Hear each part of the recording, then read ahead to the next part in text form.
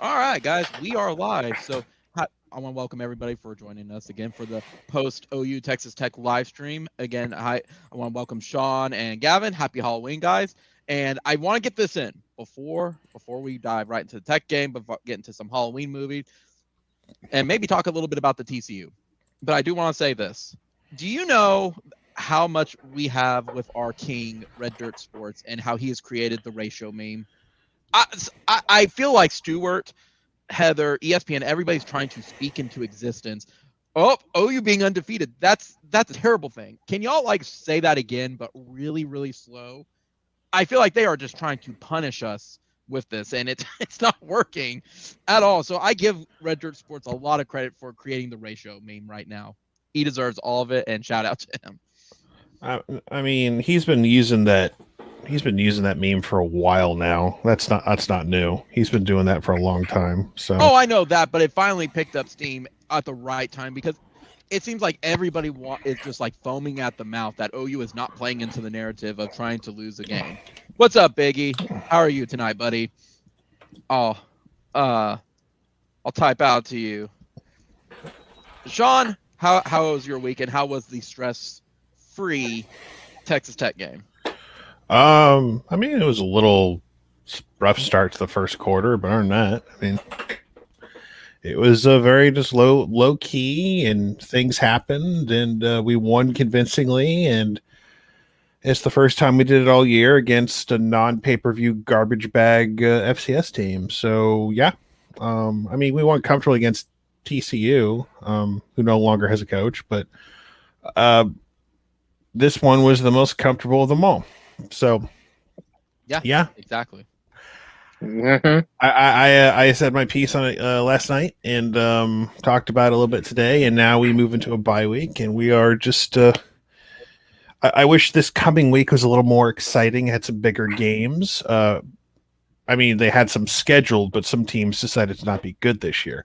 So looking at you, LSU, but I'm a little distracted because you're hosting this on a night where my Cowboys are on Sunday Night Football without Dak Prescott, and Game 5 of the World Series where the Braves may clinch. So that's going to be very distracting for me as a sports fan in general. So please pay me no mind if I'm like kind of like looking over this way and checking out, No, that's fine. That's fine. I That's mean, cool. it's a busy night too because it is Halloween, so you never know watching who's Cooper Rush like attempt to lead a drive, which is not working out right now. But It actually reminds me I need to check my fantasy against Gavin. Gavin, speaking of that, how are you, buddy? How you doing tonight? You made it home safely. Tell us a little Uh, bit. How was it returning to Owen Field yesterday afternoon and going to enjoy the Texas Tech game? oh man, I'm gonna just tell you, it was probably like this is like the first time I've been back to Owen Field in about like I would say 6 years, and it was like I guess you could say it was like just a breath of fresh air and just feeling that atmosphere for the first time. Now I know it was like a low key game, it wasn't like a high marquee game and all that, but just kind of experiencing the atmosphere. It kind of was just kind of a breath of fresh air and excitement for me personally. It just really Yeah. kind of was a great place. And also I do want to say I want to do give a shout out to the place that we ate at last night, Josh, over at Othello's. Really great. Yeah. It was a really great restaurant, and everything. I would say, with all the atmosphere and everything that was going on, best place that I've probably eaten at game day, if anything. So Next time you come to game days and stuff, we'll definitely have to go to some of the other restaurants as well when it's less busy. I find it funny. Our waiter was like, "It's been the busiest it's ever been, bro. It's always busy on game days. Like last year's kind of the exception to the rule. I'm surprised that it's not more busy. Maybe it hasn't been busy this year only because it's been down to the fourth quarter and everyone leaves angry and wants to go home. But I'm glad you had yeah, time, sir. but I will. Oh, go ahead. Go ahead. I was gonna say, I would say like getting to Owen Field, I left at about like I had to work at like 4:30 in the morning, and then I left after I worked at 10:30 and arrived around 12:30, and I pretty much got in like way ahead of the rush traffic. I know you Josh, you had some issues because of Mm-hmm. because they were doing the military appreciation game that they had going on as well. because there was a lot of stuff that they had for the Army, Air Force, Marine Corps. It was like a lot of stuff for the that I would say all of that as well. So that was something definitely I've never experienced before. Yeah, it's definitely different at Owen Field for that. I always forget every year they have like either the 4th or 5th game as the Military Appreciation Day.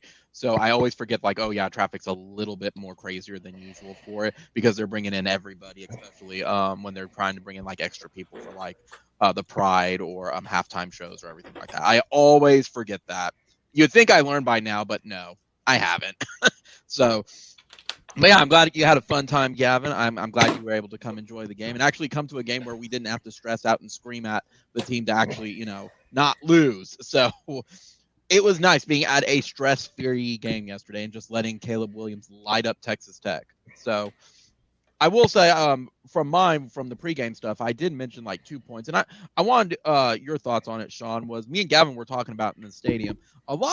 Me and Gavin thought like Caleb was doing some wrong reads, as well as a lot of people were saying the O-line was playing crappy. I don't think the O-line was playing pretty crappy. I thought the O-line did pretty decent. It was just Caleb was having some weird. I agreed with Gavin of having some weird reads at the line, and that we didn't rely on the run game outside of some quarterback draws. They couldn't run the football though. So I disagree with that. I thought they could run the football, but Lincoln wasn't calling the plays to get the run settled in. No, but Gavin were thought that it was because Caleb wasn't making some of the reads. He was holding on to the ball too long. I mean, you can talk about reads, but like if you're straight up handing off the ball, or whatever, if you're just like,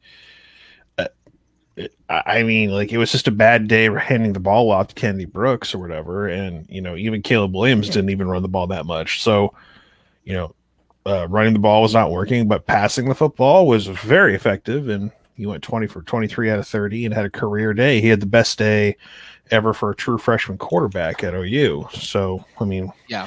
Usually when we're talking about true freshman quarterback records, we're talking 2 guys, Holloway or Gundy. So, and he's like already, he has a chance to potentially surpass one if, they happen to win a natty, but Holloway will always go down as number 1. But absolutely. But it's just people are concerned about that. Kenny Brooks will get a week off, an extra week off. He's earned it. This is the first team to go 9-0 without a bye week since Auburn did it in 2010. That team won a natty, by the way. It just seems like everything you wanted this team to do going into a bye week, they did. They, at the very least, the last time you saw them, if you actually watched the game, they went out and put out a very respectable performance. They won big. There was never any doubt. This wasn't like a game where they tacked on some late scores to make it pretty. No, they were in control the whole time. They got backups in there. Radler got a chance to play a little bit, something we thought we would see last week. Didn't happen. But overall, we did not go into this bye week looking like having way more questions than we do answers. Jalen Redmond's back, DJ Graham is back, Turner Yell's back. So made a huge difference. There was some Turner Yell was a little rusty at first, came back great. Same thing with DJ Graham. The Key Lawrence experiment, at least for 1 week, appears to be working at corner. He was very physical. And when Woody Washington comes back, there's talk that he may try to come back for Baylor. If he doesn't, you feel a little better that Key Lawrence is there, and that you can go into Waco and potentially walk out with a W. Because all 3 of these teams are going to play against have pretty stout defense as well. Iowa State maybe not, but because they're struggling right now. But at least 2 out of the 3 defense is going to be their bread and butter. Yeah. But, overall, it's a solid win. It's a tie between Tech and K-State. I think if we're talking straight up wins, our quality wins right now are a tie between K-State and Tech, which, you would think Texas would be on there, but they just keep finding ways to not do well in the fourth quarter, because that's what they do apparently lately. And for OU, one thing I find interesting, everyone's going nuts over Marcus Major. And I'm not trying to rain on the parade or anything, but it's like everyone loved the play where guy's helmet got knocked off, and everyone's like, "Yeah!" Oh, everyone's going nuts. He's the best running back on the team. Like people are losing their minds. Like, all right, simmer down, guys. I'm not saying he's not good. It's great to have him back and actually playing football, but Marcus Major is going to be a guy we're going to need down the road because. Kenny Brooks has been the workhorse. Eric Gray is involved in the passing game a lot more. Yeah. Like you need we get like the Cowboys have Zeke, but you have Tony Pollard, right? You got your running back duo, and I like Eric Gray, but I hope Marcus gets more touches. I hope he gets more, and he's a fresh back. He hasn't gone through. He doesn't have a lot of tread on the. He's still got some tread on the tires, and when you're going to get some physical football games in the next month or so, that's a guy you're going to want in your backfield. So, OU is trending in the right direction. Absolutely. That's, and I'm glad you mentioned too, Rattler and stuff, because yesterday I was really glad that he got his rep time and he came to a standing ovation. Like everybody was happy he was on the field. And I will say, man, that TD pass he had was a beautiful throw. It seemed like when all the pressure was off of him, he was able to play up to his level, and that was such a beautiful throw and catch by Darby. Fantastic. I'm happy. Yeah, and I'm glad the crowd gave him a good ovation. And he went out there. Yeah, for sure. And it's a great.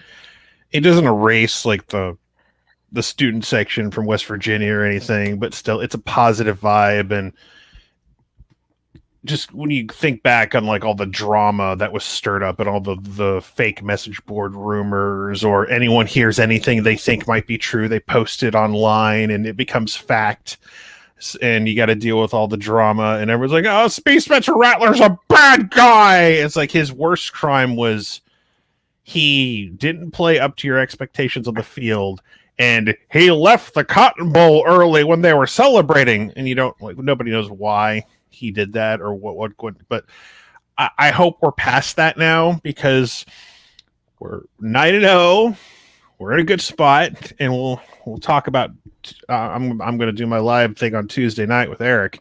Yeah, and that will be fun, because this is the time of year I love to. As much as I say I hate it when people bitch about the playoff rankings, I love to bitch about the playoff rankings. So I'm a hypocrite, damn it. I love the talk around the bitching and whining of the first week. Like this week's going to be great, because we know who number 1 is. Who the hell knows who 2 through 7 are, or 2 through 8, right? It is going to be, everyone is going to lose their minds on Tuesday. Especially if OU is in the top 4. Because let me tell you something right now. But Paul, they're undefeated. No. Like, fuck undefeated. Fuck it. I've been saying all my life, undefeated is not end all be all. And that also applies to Oklahoma. I love my team. They deserve to be in the consideration. If you put them at 6 right now, I ain't gonna bitch. Because all their best games are in front of them, and they win them all. You're not going to keep them out. Everything's going to take care of itself above them. If you want to be cute and put Georgia, Bama, Ohio State, Cincinnati, or Michigan State, or whoever you want, whatever combination above, I'm not going to cry. Especially because week 1. It's right, week 1. Right, but and Oklahoma has to win out anyway. So if they don't win out, it's irrelevant. So if you're and the thing is, historically, you don't want to be in the first 4 in week 1, because it's always different by the end. Right. You never want to be like number 1 to start off with. You do not want to be in that first 4 anyway. And if you are, great, just hold on to it if you can. But I mean, the very first number 1 team ever was in the rankings 7 years ago. No, it was Mississippi State. I was close. Mississippi school. So Dak Prescott leading Mississippi State. So again, whoever's number 1 on Tuesday, I mean, it's going to be Georgia, but everyone else, 2 through 6, 7, 8, whatever, I'm looking forward to that. Because so many teams lose every week. Like, we had like 9 teams lose. Like, if BYU would have lost, it would have been 10. Ohio State danced with the devil a little bit last night, and if a couple plays go differently, like, they may not win. It's a close game. Like, Penn State had some turnovers. They had some bad calls, but it's just, I'm not going to complain personally, whoever you put up there on Tuesday. So, like, Oklahoma controls their destiny. And if you want, people are yelling or talking about, telling me last night, are we going to make a field goal time this time? We made a field goal. How about that? Anyway, go Dallas. But I got a dude in my chat last night during the game. Oklahoma's in trouble if all these teams went out. And I'm like, and he's naming all these 1-loss teams. And I'm like, no, they're not.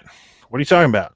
It's like, they're not going to make the playoff. I'm like, yes, they are. They will. Yeah. Well, and that's. Oh, go ahead.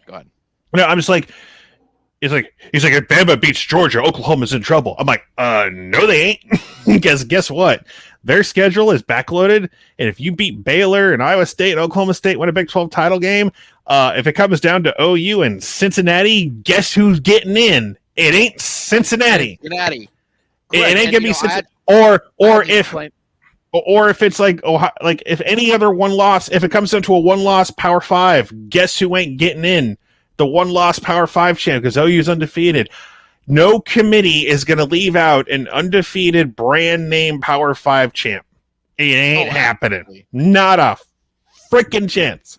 Absolutely. And I'm going to add to that too, Sean, because I had to explain to my coworker of mine where you have the undefeateds, and you can argue left and right about the 1-loss teams. And I said, when it comes down, let's assume OU gets a loss, okay? It comes down to 1-loss OU versus 1-loss Cincinnati. They're going to take OU because guess what? The other half of it. Well, Cincinnati has no chance against anybody in that scenario. Like, if any group of 5 teams, they have zero chance. Period. Like, Cincinnati can't lose at all.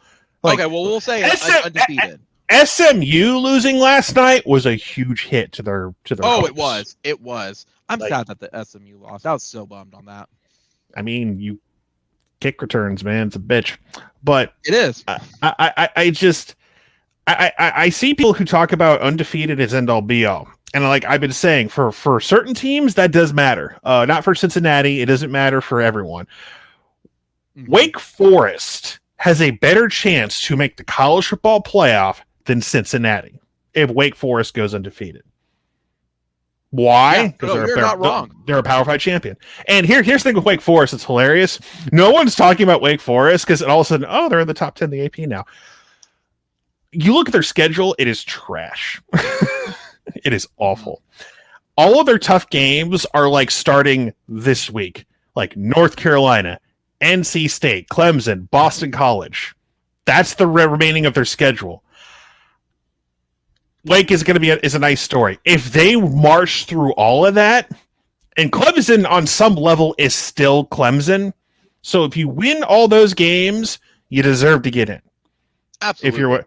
So like the ACC, I joked like 8 weeks ago. The last hope for the ACC is Wake Forest, and so far we're going into November with Wake still undefeated.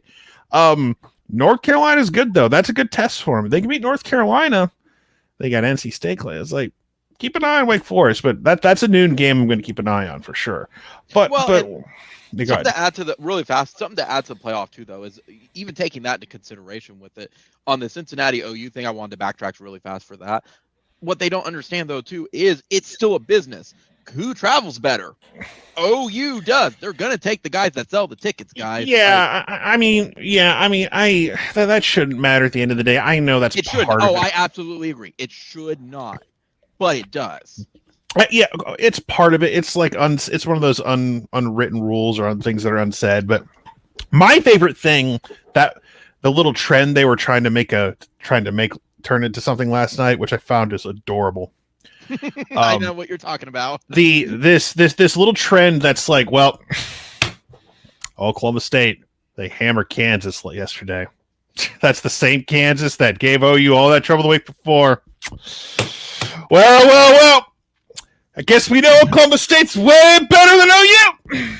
Gee, if only there was a way these two teams could match up somehow and play in a football game in the future. We'll never know. It's too bad we play in different conferences now since we joined the SEC and we no longer play Bedlam. Oh, for shame! If only we could put these two teams on a field somewhere. I just. Holy crap, Sean! You spoke it to existence. That stupid fucking bitch Heather Dinich is going to go on TV the next few days and make that as a legitimate point. They're comparable, similar opponents, like the similar opponents, point differential. I think, Paul, if Michigan State beats Ohio State, the playoff predictor says they have a 47.3% chance of making the college football playoff. However, if Ohio State is to hold pat and win in Columbus against the Spartans, they have a 68.9% chance of making the college football playoff. So that game in a few weeks is going to be very important, Paul. Heather, what is it that you do here? You do nothing! Yeah. You state the obvious! What's funny, Sean? That's why I said at the very beginning of this live stream, I'm glad the ratio exists, because Stuart Mandel did the same thing. He was like, oh. How is Oklahoma above Michigan State in the AP poll? I don't know, Stuart. Why don't you talk to your fellow voters about that? Your ilk. Like the fans or Lincoln Riley had something to do with it. Like, Stuart, talk to your people. Talk to your people. I don't gotta vote. You do, apparently, or someone, like, everyone's got to vote. Some people just rank all the undefeated teams 1 through 6 in the top 10 because, undefeated is the most important thing. So UT San Antonio is a top 10 program right now. That's why, like I said, that's why I'm okay with the ratio happening, because they're spouting stupid shit. The transitive wins that's not how it works, guys. I want transitive wins on Tuesday. God damn it. You know why? Because we have transitive wins over Oregon. We have transitive wins over SMU and Houston. Damn it. I want my transitive wins. Give me my we beat Texas Tech, who beat Houston, who beat SMU. If SMU beats Cincinnati, I want credit for that too. I want my goddamn transitive wins, Josh. Give me my goddamn transitive wins. But Sean, we played very, very badly against Kansas. You got to keep that in mind. I know, and if we had lost that game, it would have been a quality loss to somebody on the internet, and it just, we would have had to burn down the campus and everything. I know your family is watching this, and this is the most vulgar I've been to date, but I apologize. I don't care at this point. But I'm having too much fun with this, because I don't have to argue that we lost to a team in October. We're getting better. I get to play the undefeated Power 5 snob card, because that's really what we got right now. Like, the committee may or may not have OU in the top 4 on Tuesday. And if they do, I want OU in the top 4 on Tuesday for the sole purpose. I want to watch people's heads explode, like on live television. Well, Sean, that's why I said, and I understand, when I take a step back, I do understand the undefeated is not the end all be all. It's tough and it should be taken into consideration, but it is definitely not the end all be all. That all being said, I find it stupid that they're like, well, quality loss is better than undefeated. What are you talking about? No. We don't have our, we have where's Oklahoma's quality win? Here's the funny part about all of that. Let's pretend Oklahoma won the majority of their games the way they did yesterday, right? Let's say Texas, we had the crazy game with Texas. I'll even throw Nebraska in there. We had the crazy game with Nebraska, right? Let's say Nebraska and Texas were our only, oh my God, what are we doing games, right? We came close to losing. Those were the only two. We took care of Tulane easily. We took care of West Virginia, all those things. Where's our quality win, right? I already went over it. It's either Tech or K-State. So if you want to get on Oklahoma for its non-conference for not having an elite opponent, yeah, okay, I'll give you that. We scheduled Nebraska for nostalgic reasons, and all we wanted to do was play at night, and then we had to change everything up, and now we have destroyed Conference USA. Transitively, we have destroyed Conference USA. It is about to cease to exist at this point. That's or so it is American of us. Yeah, we have destroyed Conference USA. So our quality wins are coming if we can beat Baylor, beat Oklahoma State, and one of those teams twice, beat Iowa State. We're not going to have a sexy top 10 win right now. It's just not going to happen at the end of the day. We'll have 3, maybe 4 top 25 wins at the end of the day if we're lucky. We're just not going to have that. It is just not this year. Our strength of schedule is like 68th right now, something like that. But I mean, Cincinnati's is like 100 or something. Yeah. And it ain't getting better. And SMU losing sucks. Was bad. It was bad, yeah. And because they needed Cincy SMU to be a college game day. We're going to be there live. We're going to give Cincinnati all the love, like they did for UCF a few years back. They went to UCF, and it was like a big deal Saturday night game against, I believe it was Cincinnati. So it's just like, I think Cincinnati can. They play Tulsa this week. Tulsa gave Ohio State a game. Yeah, for a little while. Who's to say that Tulsa can't pull the upset? Well, they probably not, but I mean, they're going. Game day's going to Cincinnati. By the way, it would be amazing if they went there and they lost. Gavin, if Tulsa wins on Saturday, how insane will Tulsa be? Gavin, you there, buddy? Maybe he doesn't have audio.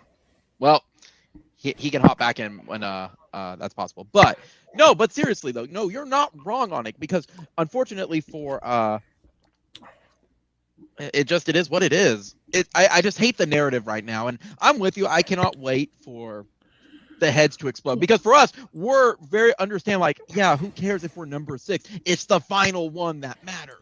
We haven't played the good guys. But here's the thing that bugs me. It's like there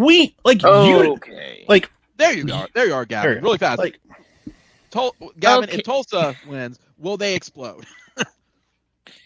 I'm gonna say yes, because I would say this is gonna be somewhere to where it's gonna probably go back to, like, if you go back to 2010 when they beat Notre Dame, which I know that it was not their best year, but it's basically like it would make them go over the top.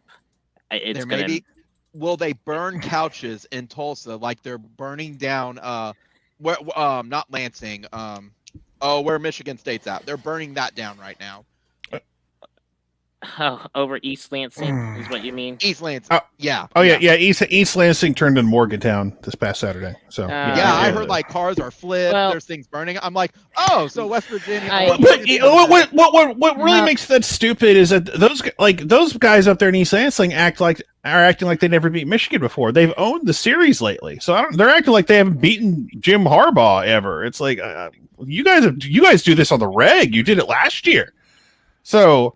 That's the only thing I would throw shade at, like Michigan State, kids on campus. It's like, down the town. Yeah, it's like, that's like us doing that in Norman for beating the Pokes. It's like we do this all the time. I don't know what the big deal is. Yeah, but I just really don't see it. I mean, I guess you could put this into consideration. I mean, like you said with Ohio State. I mean, hell, they've even gotten close with Oklahoma State and lost by 5. But with everything that they've been lately and everything, I am just not seeing it in the cards right now. I mean, would it be nice? Yes, but it's and from a realistic standpoint, I just don't see it. This is just Cincinnati's game, if anything.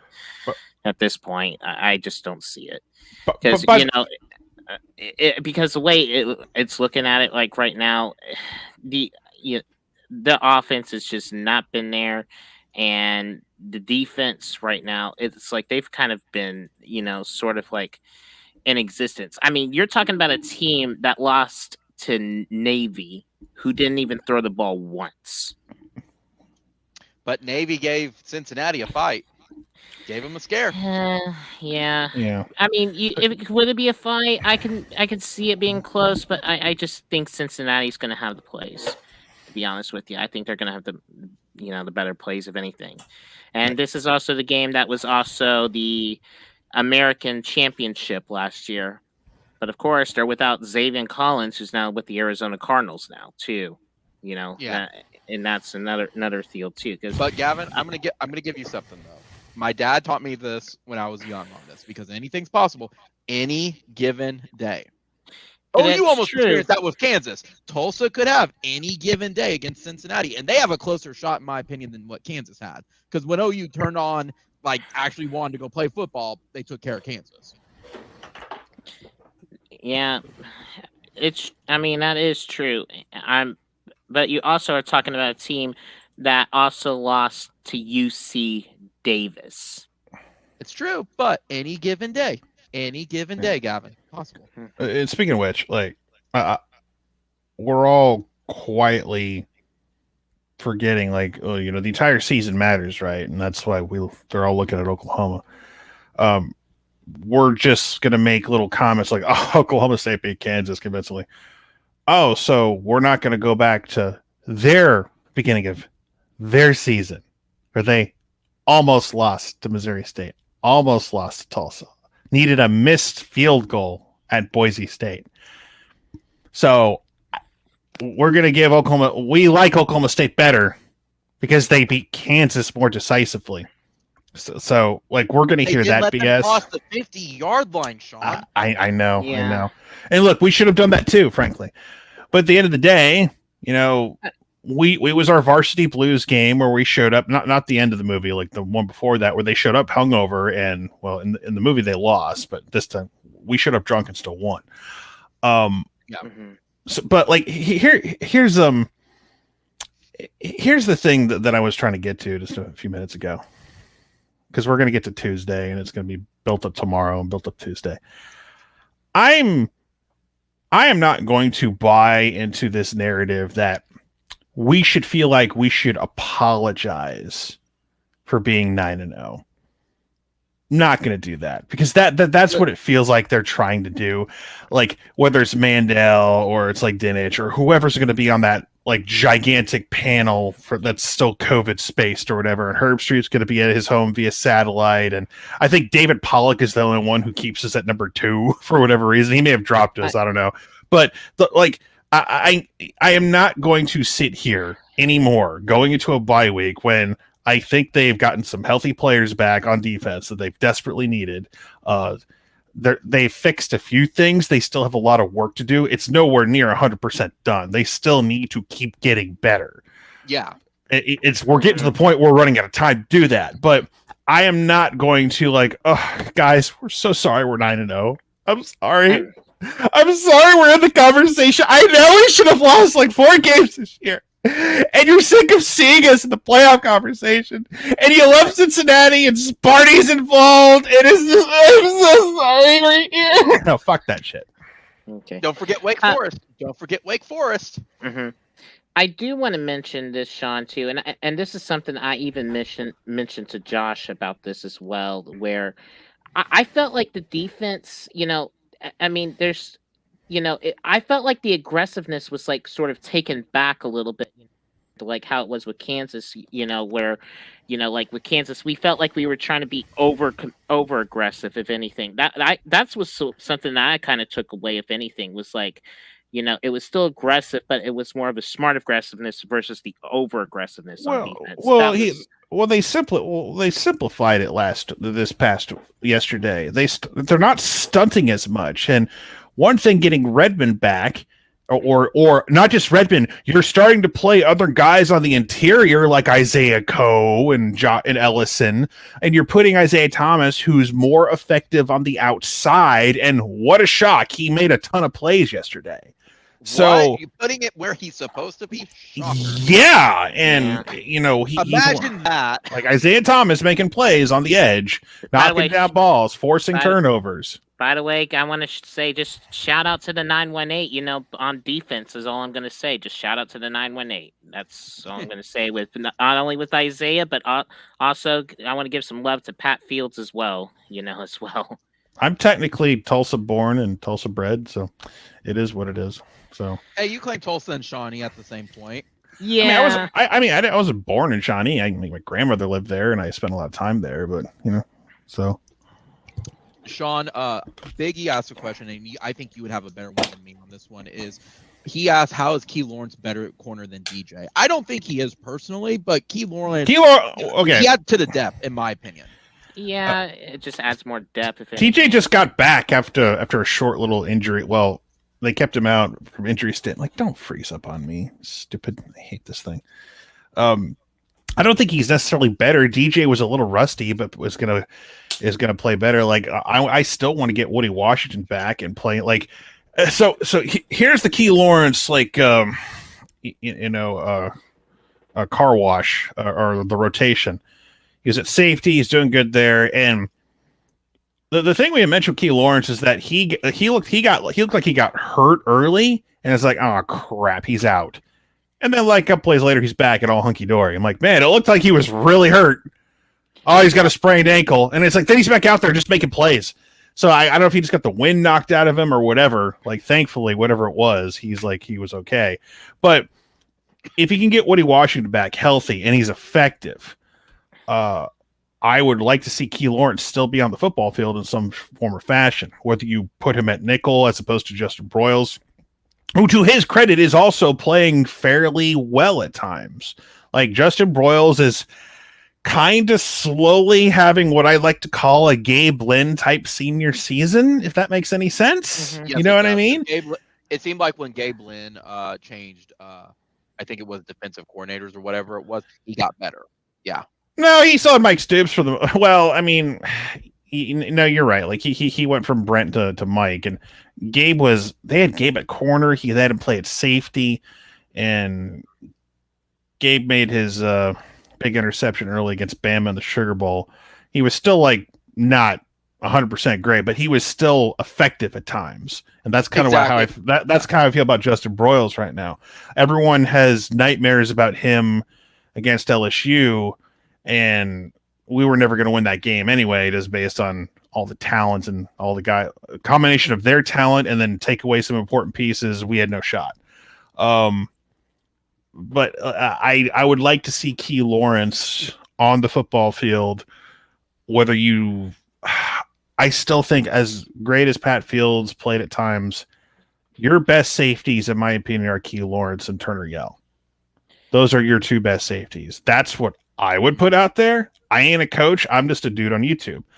But like, your best DBs, in my opinion, if you could have them all out there, are Turner Yell, Lawrence, DJ Graham, Bowman at nickel, and Woody at corner. Those are your 5 DBs you play with.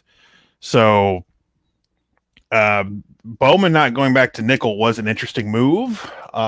Keeping him at corner for the time being. That's pass interference. Throw a flag, you son of a. Okay, I guess they're not going to. Anyway, speaking of refs, by the way, they sucked yesterday. I mean, like, you wouldn't believe the people in my chat losing their mind over the call, the touchdown at the end. Like, you would have thought that it affected the game. I was like, they gave a touchdown. Like, you need to review that. Like, I just want to go home. The game's over. Who cares if they get 21? If it actually affected the game, I would have cared more. But it was just one of those things where it's like, guys, I want to end the stream. I want to go home. I'm tired. I've been sitting here listening. Like, you guys are clearly gamblers who have an over under or something like that. I can't right now. Yeah. There was is it really fast, Gavin? Isn't it nice, Sean, that you have both of us where we're just really chill on Sundays of like, we watch the game. We have our thoughts. Yeah. No, it's. Go ahead, Gavin. I was gonna go back to the refs. The one issue I think the one call that really stuck out to me was that, I guess you could say, it was that personal foul that was that was near the sidelines though too. That was really ticky tacky. If anything, I thought the DJ Graham PI call was BS in my opinion. I think that was the worst one. No, that one was too. But the one that I think got, and I'm not kidding you, like the entire crowd got fired up from what I felt, was that personal foul. With that late hit out of bounds when he was pretty much pushed, out anyway, in bounds anyway. That was one play where I thought that was crazy, if anything. Sean, there was also too the on television. Did it show the pass interference call where it looked like it was offensive pass interference and they didn't call it at all? I think it was against. I want to say either was against Key Lawrence or DJ Graham, where they called. It was Key. Okay, where they called it, and it looked like Tech's player actually pushed off our guy. And in the stadium, at least where I was at and where Gavin was at, it looked like he completely pushed off our guy, and they said it was us. What was your thoughts on that one? Here's my philosophy on referees. They suck. No, it's just I keep a low. I'm very low energy when watching certain games. Like I save my energy for the moments that really matter. And referees, in my opinion, do not affect a game like that. Like if you're better, if you're well coached, if you have the ability to make plays, you're going to win the game. Yeah. So like if you're bitching about referees in a game like last week, for example, if we had some bad calls go against us, if things went differently, I'd be like, it's your own fault. You messed around with Kansas. You deserve to lose. So like that's how I feel about it. So everyone's gonna complain. Like, could you imagine if we had like the call go the other way with Caleb last week, stealing the ball from Kennedy Brooks and getting the first down, and the shoe was on the other foot, and we're all like, the rule book says you could do that, and the ref screwed it up. Would we all be upset? Sure. On some level, I'd be upset. But you know what I'd mostly always say at the end of the day, even if I made my complaint, it's like, we were in a position where Kansas could have won, was going to win the football game. That's our fault. The fact is like that's how I feel about referees. Is that kind of like what Bob says? Don't let the refs decide the end of the game. That's yeah. If you're good, if you're better than the other team, like straight up better, and you're bitching about refs, like that's a you problem. You should like referees should not be the reason you're losing to certain teams. Mm-hmm. Now, the bigger the game, obviously, the bigger the call. They want to get it right. End of the day, you still got to make the plays to win a game. So then, where would you say the refs they need to chill or do better? Because if using your kind of standard as the example for it, I would say the game where I think it was like Texas versus Oklahoma State, where it was like 45 penalties between both teams at that point. It was like, guys, let them play. I was thinking, every crew is going to have a different, a different mentality. You have that's something coaches have to take into account. The crews in your conference that like who the head ref is, what that line judge is going to look for, what the umpire is going to look for, the sideline, how like you have enough tape, have enough data from most of these guys to know how they're going to react to stuff.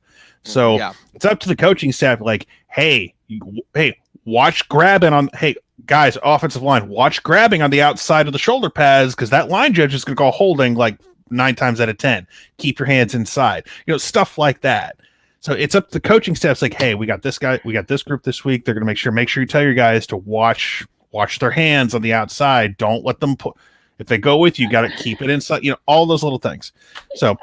I will say, and this is going to come back to this with the refs though too. There was actually, I think there was one or two plays with Tech, and I know you'll usually, rarely see it, but there was I think like one or two times I even saw like the O-line for Tech basically get a false start, on the outside, that wasn't even called because they were kind of going at a half a beat early before the snap.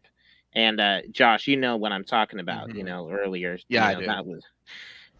That was something that really, really irritated the crap out of me. It was like, I even saw that before anybody else did, and nobody even noticed it. It was like, guys, what are you looking at here? That is clearly a false start. That is like one of those things to where that really drove me to insanity. If you're getting a false start like that, that for some people, some people might not see it because the game's going so fast and everything. I could even tell before even they showed it on the replay, that it was a false start. You called it on those two where it was the left tackle who false. Yeah, it was the left. Yeah. Yeah, that left tackle false start. It was like, and it was like literally where the line judge. It was right in front of him. I mean, Yeah. honestly, how do you miss that? Now, if it was your left guard or something, I can maybe give a little bit of a slide, but come on, the left tackle now. Come on, man. Yeah. Honestly, that was so irritating, for me to see. Yeah. It was, to me, that's what the refs were, but that's just me though. So that, yeah. Yeah. So I don't usually get on the refs. I usually don't, but that was just the one play that really stuck out to me the most. yeah, I guess for me, I have to take the step back on what annoys me. Like, I guess where the bar is with the refereeing and like what is acceptable and what isn't at that point with it. That's just me though. Um, there was things like I said of ticky tack calls and things that just annoyed me for just several instances and things like that. So Yeah, it was like, I think the problem is it's like if it was like that push and bounce and he didn't get fall down or hurt, they would have maybe kept it in the pocket. I don't know. You always are gonna get those ticky tack calls, but it's always yeah, like, it's. It's like, hey, if you hurt somebody and all that, of course, right, that's the biggest thing. You're always going to get and the thing is, it's like how you say the refs are human. I mean, yeah, you're going to get some missed calls though too, but it's like at least I at least want a little bit of consistency, and sometimes it's like there's just sometimes some inconsistencies usually here and there, and that seems to be the trend for the most part. right. And So that is what really frustrates me. And yeah, and we even talked about this too, where there's not a lot of people that actually want to be refs because there's been a few issues. One of it is mostly like all the verbal abuse from fans and coaches and all that too, which I mean, it's still a game. I don't know really how to solve it or anything personally. I really don't say I have the solution, but it's like hmm from a psychological standpoint, you're gonna have to have some you know, some pretty broad shoulders, if you ever want to be in that position. It's and I'm not just talking about like NFL, college. It's like even all the way down to pee wee at this point. That's yeah, yeah, but they can throw parents out of Pee Wee. Like they're not scared to do that. no, no. That is what it is. Yeah, I mean, you can't do that in Pee Wee, but it's like, but it's just like it's one of those jobs to where it's probably one of the tougher jobs, if anything. Although I will say, and this is something that we brought up too. I would love to see, and this is like what we talked about was like have a little bit of transparency. I know it was something like the XFL done, and I know we've seen this with rugby, to where you can at least hear the referees go through all the discussions and stuff like that as well. Have that transparency.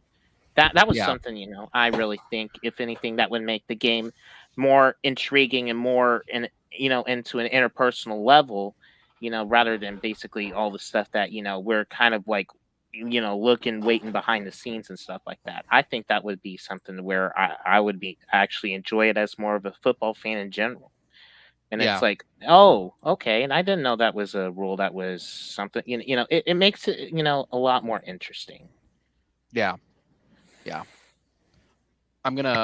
We have about 45 minutes left in the stream, by the way. So we've had a couple. Well, we have some more news and stuff to talk about as well. So I'm gonna open it up still to people if anybody wants to join in. Hey, you have to have a headset and everything like that. So we'll see. We'll see if anybody wants to hop in and chit chat with us. I put the link in the comments and I'll let you in. Like I said, headset, webcam. The other thing I did want to bring up while I'm thinking of it, OU's on a bye week, but I'm really surprised tonight that Texas Tech let Gary Patterson go. Like I'm No, I surprised. mean, I'm amazed Texas Tech did that too. Can't believe that Texas Tech let Gary Patterson go. My they God. did. oh, I mean, yeah. they just fired Matt Wells. They got Gary Patterson. Then they let him go. Just like it is a dumpster fire in Lubbock right now. Coaching carousel song. Coaching carousel. Just say TCU let Gary Patterson go. I'm surprised It's they a let him great, big, beautiful tomorrow. Here's my Well- question to you: do you think TCU's going for SMU before Texas Tech can get them? Because that's what it seems like, that Texas Tech was going for SMU's head coach, and now TCU's kind of throw their hat in the ring. And who knows? I've read some where Blinken was responding to some where they said Gary Patterson's going to LSU. No, and he's that's not. why he's leaving No, he's not. mid-season. No. He ain't going That's to where they LSU. were No. responding on that. So No, he ain't going to LSU. Nah, I just don't see it. Like, Gary Patterson was a lifer at TCU, and they basically it sounds like they wanted him to go. They were done with him. They were tired, and he didn't want to go. So, come on, like how many?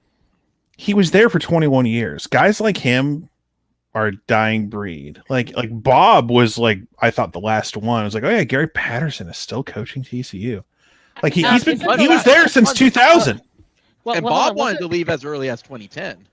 Well, wasn't Iowa's coach still a lifer? If I'm not mistaken. Yeah, like Kirk Ferentz is also in that group. There's a very like these 20-year guys, and we're at the point where Gundy, he's almost a lifer now because he's almost at 20 years. Yeah, but Gundy is. I hate to put him in the same in the same boat with Patterson, but why not? I just look at it because it's like, yeah, he's been a lifer there for so long. He's won a couple big bowl games. Yeah. At least one. I mean, I'm just saying he is though too, but it's like, it's like you would think, that there would have been more out of it, but it's just, it's just always they come up short one way or the other. And of course, and I'm going to say, sorry, OSU fans, but Central Michigan beat you on a Hail Mary, which you should have defended. I mean, that's a random game to bring up, but yeah, I mean, I enjoy that game. And I'm just bringing that up because they said, look, if it wasn't for Central Michigan, we should have been, discussed in the playoff and all that crap. And it's like, no, you shouldn't. No. My thing with TCU is that he kind of built that thing. He had 2000. He was kind of. He was kind of handed over LaDainian Tomlinson, and he had he was in the Heisman mix in 2000. Mm-hmm. Yeah. It's like you look at the Heisman finalists for 2000. It's like Winky, Heupel, LaDainian Tomlinson, and Drew Brees, and it's like you go back and like,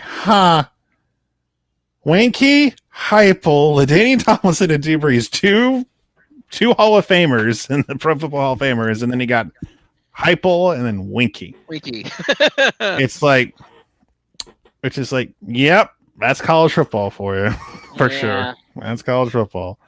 But I mean, people thought Winky was going to be a slam dunk NFL QB, but nope, wasn't going to happen. Well, the other thing too was his age was the other issue too, because he was like 25, 26 or something like that when he. Yeah, I mean, did really? I don't think that mattered to people thought. I mean, Drew Brees was just too small. There was no way he could play in the NFL. No way he could do it. And funny that you mentioned Drew Brees because I actually was, and I rambling on about this is that. There was one video, high YouTuber KTO. He basically is comparing Baker Mayfield to Drew Brees, with all this stuff that he has going on. He basically listed all the different stats and everything, and all of his career. He thinks his career is going to end up like Drew Brees. I mean, if you end up as a Hall of Famer with a Super Bowl ring, sure, there's nothing wrong with that. Nothing wrong with that at all.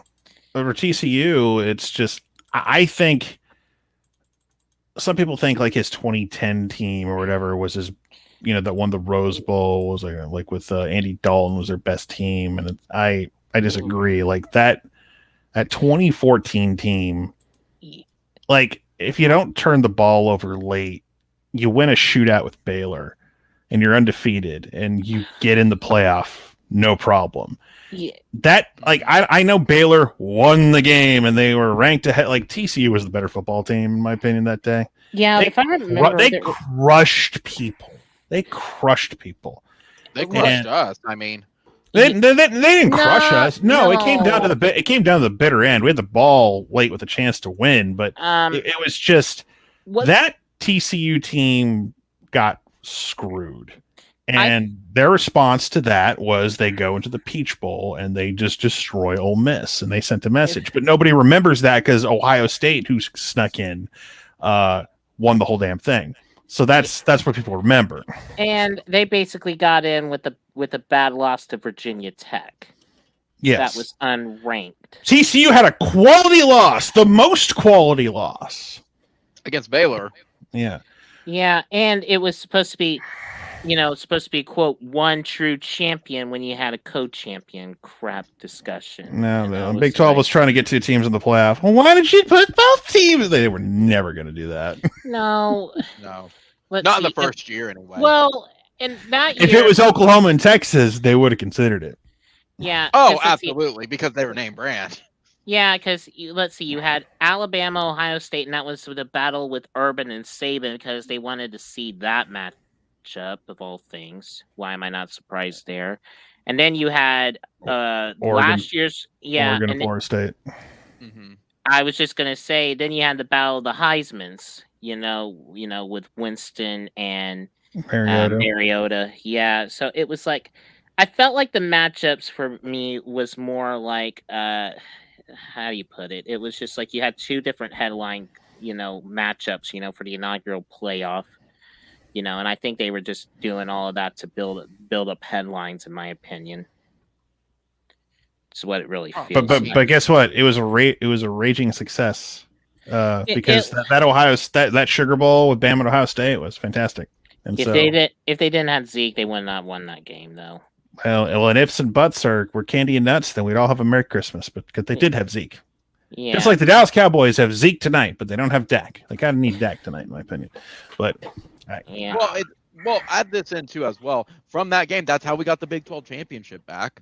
I mean, I mean they got the Big 12 championship back because of money. They wanted money because Oklahoma got in the next year without a conference title game. And they didn't get in the next year because they lost 2 games early. And they lost to Houston, Ohio State. They were never getting in. They were the hottest team in college football at the end of the year. But they basically had what I call a de facto Big 12 championship game between with Bedlam in 2015 because those were the top 2 at the time. In 15, I thought it was 16. No. Was it 15? 15, they had it was basically a de facto because those 2 were at the top at the time.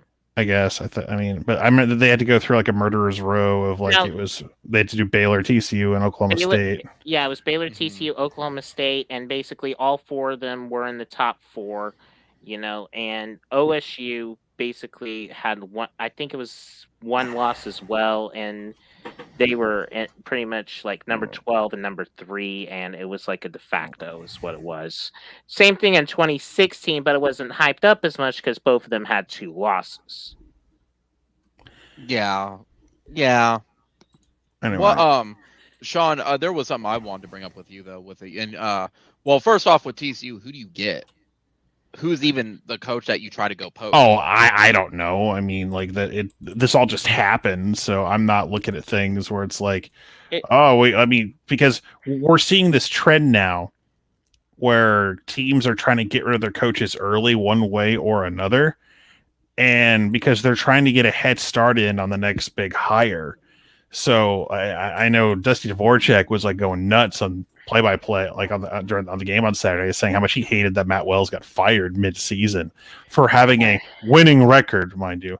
But the problem for Matt Wells is that he kept losing, he kept choking away games. Like the K-State game the week before was just inexcusable. Texas Tech should have won that game. And think about this. Tech was like a very sneaky, decent team this year. They had a quality win over Houston to start the season, and it was like, oh man, Texas Tech. I mean, they were finding a way just to win some games, but not giving Matt Wells enough time. Like Tech, there's a lot of pressure to get Art Briles on board. Good luck with that. I don't think Kirby Holcutt is gonna Texas Tech will have to find a new athletic director before they hire Art Briles. Yeah, I don't think Kirby Holcutt is not gonna let that fly. Art Briles is damaged goods at this point. I just do not. And he's old. He's a cranky old man who has no problem allowing rapists to run rampant on his campus, wherever that may be. And that what happened with Briles? He got Canada. He's a high school coach. Yeah, he's a varsity blues coach. Who hired him as a high school coach? It was like, I think, some sort of Christian school or something, if I'm not mistaken. What a shock, huh? Good old-fashioned Christian values.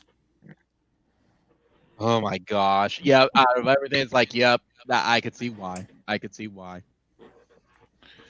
Anyway, yeah. No, but with TCU now, what? It's Tech, TCU, and LSU are on head coaching searches. Gosh. Whoever LSU, it's going to be. I'm trying to think who LSU is going to be like. Whoever they want to pick at this point, and then that's. Look. The number one. Listen, the number one name on everyone's list right now for like hot hires for guys who are already head coaches is going to be Mel Tucker at Michigan State. I mean, like Mel Tucker was already a big name for like LSU before the big win yesterday against Michigan.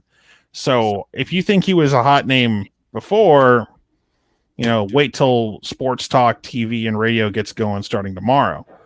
So if you're LSU, he's got a lot of connections to the South. Like, I think Mel Tucker is going to be number one. They want Mel Tucker. Who would be number two right now if there is a number for who? LSU or does anybody? We'll go anybody at this point because LSU. I don't know right now because that hasn't been my focus. Like, who's the guy? I mean, I guess you could look at. It all depends what you're looking for, and here's the thing with hiring coaches: you just don't know at the end of the day. And what I mean by that is, you could find the hot commodity that everyone loves, like Tom Herman. Everyone loved Tom Herman, and you think he can build up. Like, you find the guy who takes the small program, builds it up. Like, that's the guy we need. We need him at the big school. He took this small mid-major and made it respectable, and look at what he did there. But then sometimes these coaches will get to the big school and they're out of their league because, one, the way they like to build their programs doesn't translate to what you need to build at a powerful school like an LSU or like an Ohio State or a Florida State or wherever. Because at the end of the day, you need to know. It's hard to ask to find out, can these guys recruit? Yeah. And can not just recruit, can you go head to head with the other big dogs and win some battles? That's the tough part. So when you get a guy like Lincoln Riley out of East Carolina to be your new offensive coordinator, not as your head coach, but your OC, and you have, the established, head coach there in Bob Stoops, and you have the cachet of Oklahoma, and you have all these things in the pipeline. You're getting a new South End Zone, new coaching, new facilities, a new practice field, and all those things. Yeah. And then over the course of time, you realize not only is he a great X's and O's guy, you realize Lincoln Riley can recruit because you slowly start to see the fruits of the labor. Sometimes you just don't know till they get there, unless they're already a proven commodity from somewhere else. If it's like an up and coming guy, like Mel Tucker, and that's the thing, Mel Tucker, I think, has that because he's been in the SEC. He's been able to recruit on certain levels down there, and that's why he's a guy people go after. Like Scott Frost is another example. People look at Scott Frost, like, look what he did at UCF. My God, UCF, he accomplished all these things. He found all these diamonds in the rough in Florida, going up against like Florida State, Miami, Florida, and he was able to win. Man, Nebraska needs to call him again out there and go home, and he can bring Nebraska back to where they want to be. And now Nebraska's worse off, I think, honestly. Well, what makes it's not like he's just getting his ass kicked, though. What really makes it hurt the most is that he's lost like a record-setting amount of one-score games. Like, he's like breaking records for losing one-possession football games. That's what really hurts. And it's one of your own. And you feel like you're almost like they are They are the opposite. They are the doppelganger of Oklahoma right now. We're winning close games. They keep losing close games, and he doesn't have that Florida base to pull from in state. Like Nebraska's radius of recruiting guys is tough. So you think one guy's a slam dunk hire till you get him there. So it's always a crapshoot at the end of the day. So like can you get a guy who can build, like, you want to get a guy who can build your program like he does a group of 5 team, a mid-major. Sometimes that don't work at the big schools because you're not trying to build a bunch of 3 stars with 5-star hearts. Like, those guys are great to fill some holes, but can you go out and get 5-star recruits to come to your program? Can you be a head coach at a glamour program? Those guys are tough to find. And to keep themselves in check essentially with it. I mean, Bob was starting to do that as well. If you recall, like 2011, 2012, he was really slacking on recruiting because he just didn't like recruiting. Well, it was changing. I mean, we were slowly getting, like, that was like Twitter was becoming a thing. Like, Twitter was already a thing, but like you saw things online where, you know, there weren't rules for it, so you could you could slide into the DMs of recruits and talk to them all you want because there wasn't a rule for it. Yep, they didn't have it written down yet, right? And I knew, paying attention to what Florida was doing a lot of early Twitter stuff, like way before it was cool, and it became cool. It's like, oh, they smart. They're paying attention to social media. They know all the recruits are on it. Bob was forced to get a Twitter account against his will. Yeah, he didn't like Twitter. He didn't want to, like, when he got a recruit, he would tweet out boom 405 or whatever the area code was. That was kind of his thing. Like, Jerry Montgomery, when he was our D-line coach for a short time, was like one of the first coaches on our staff, like, that had like a modern way thinking of like recruiting guys. He wanted to go get his war daddies. You know, it's time to go get me a war daddy on the D-line. I love Jerry Montgomery. He wasn't around for a very long time, but I love the mentality he was trying to bring to the program as an assistant coach. And it seemed like, though, that affected like the entire program, because once they got that, OU has made some really good content. Well, I mean, it took Riley to be in a higher position as OC to start getting some guys who understood, is like, okay, Riley is not too removed from what the kids know when it comes to social media and technology. Like, Bob liked recruiting. Bob was always the closer. He would let his assistant coaches do all the recruiting. Bob would come in, do the home visit for he would be the closer. That's when you talk to Bob. And that's usually how it happens. But like, Lincoln's more hands-on with some guys. Even on defense, he'll be more hands-on. And that's the things they do at Oklahoma now. Like, you know, you have the barbecues in the summer, and you get as many recruits as you can, all mingling together to guys to get them to network. It's like, hey man, isn't this great? It's like, dude, like, he'll get guys for 20. He's like, dude, we could come here and look at all these guys around here. So they're building that class behind us. If we come in behind them and stack it together, we're going to win 12, 13 games easy. Like, that's what they're doing. And, you know, that's something to add too, because it seems like that's where recruiting's starting to change as well, because it's like, all right, QB, who do you want playing around you? And it seems like that's the new thing, is look at Caleb Williams. Hey guys, come play with me, as long as it's okay kind of with coach. And it's working. Yeah. It's absolutely working. And that's the next step of recruiting. We still have our guys we want to bring in, Caleb, but and for the 22 class, they have a shot to have a top 10 recruiting class without a quarterback. Yeah. That's insane. Like that, yeah. Like, without a quarterback, because they frankly don't need one right now, because they got one for the next class, and that one's they're building something potentially special there. So, I mean, people keep asking me, like, what's the next commit? What's the next commit? Like, at this point, I don't know. I know we're going to have to get some answers soon, like in the next 4 or 5 weeks, because signing day is creeping up. Like, we got like a month, like we got like 5 or 6 weeks till signing day. Yeah, that's crazy. And the new national signing day is in December. People say, oh, it's in February, right? There are still people who think February is not, and they're right to an extent. There's still some leftover guys that don't decide till February. But the new national signing day is December. Yeah, it is in December. And that's only because a lot of, at least my understanding when I worked for recruiting stuff for Sooner Vision, the kids just want to get it out of the way before graduation. Yeah. Whereas a little most at that point. That's why you have so many guys commit early. Because like I don't want to get midnight phone calls from like some random coach from Minnesota who thinks he has a shot at me.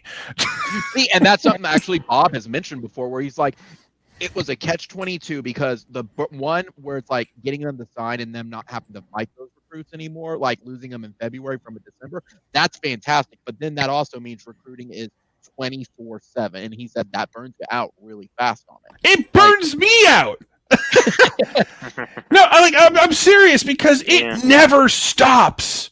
It's great for me. That's why it's great for me because I get to put out content. Like the easiest thing for me to do is, hey guys, we got to commit. He's a 4-star. He plays linebacker, and we're going to be good next year. Boomer Sooner, and I'm done. Like I mean, I do a little more than that. He's like Biggie's talking about the Thomas kid. There's like an athlete defensive back out of Florida who took a visit. Gotcha. And he's a highly rated like Rivals 100 guy. It's like Azaria Thomas. And he was like looking at Florida before, and now he had a really good visit with OU. And we're starting to get to the point where if there isn't like my commitment date is coming soon, he's probably not going to commit to OU yet, or if ever. He has like a trend, from what I understand, of like having the big post visit high where he loves his visit and he lets people think he's going to commit. Yeah. And he's done that at multiple places. It's been a minute. We're still waiting on, is it going to happen? Now, if he drops something on Twitter or Instagram, I'm going to commit on this day. That's a good sign for Oklahoma. Yeah. But at this point, I'm kind of like tempering my expectations for the moment. Just a little bit. But well, I mean, Chris McClellan is going to go to Florida at this point. He's being fonged there. He's being, forecasted, crystal balled, whatever you want to say. He's likely. And like the thing about Chris McClellan is a guy that everyone, whenever he comes up, it's like, if we don't get him, people think he's like overrated. I keep hearing from people that he's overrated. I don't know why. I don't watch his film. I don't pretend that I do. But a lot of people are acting like, he's just a dude. He'll just be a body. Yeah, he's highly rated, but people are not like, there's like a lot of like talk. It's like, his coaches aren't like big on him or whatever. It's like, that's not good. Yeah. So OU is really in on Hiro Kanu, a big time, like a guy that has a high ceiling. Marvis Jones Jr. is like the next big commit everyone is hoping they get. That's the guy people want. I believe there's a feeling that we're either going to get him or Deshaun. It's like Deshaun Brown in state. Apparently, it's like an either or thing for OU right now. If we don't get Marvis Jones Jr., we'll get Deshaun Brown. But like the decision's got to come quick because we're getting down to the nitty gritty. So if it doesn't look like we get Marvin Jones, they're going to, as soon as if they offer Deshaun Brown immediately, he will commit like on the spot. He is waiting to commit for Oklahoma. He's a solid 4-star guy, but MJJ is one of those. He can be like a Nick Benito type and really good, and you want to get those guys. So right. What about Biggie mentioned it? What about Camp? I haven't heard anything. I mean, I feel like they're in a good spot. I think Texas still, from what I understand, Texas it's like they lead 51-49, if that makes sense right now. Do you think with the coaching change and how Texas has this year? I know it doesn't, but it does, but it doesn't. Do you think Lincoln could close it out with how Texas stuff is going right now? Sure. I mean, I think that helps. Obviously, you don't want don't get sacked. You got sacked. I mean, everyone's hoping that we could pull in a Cam Dewberry as well.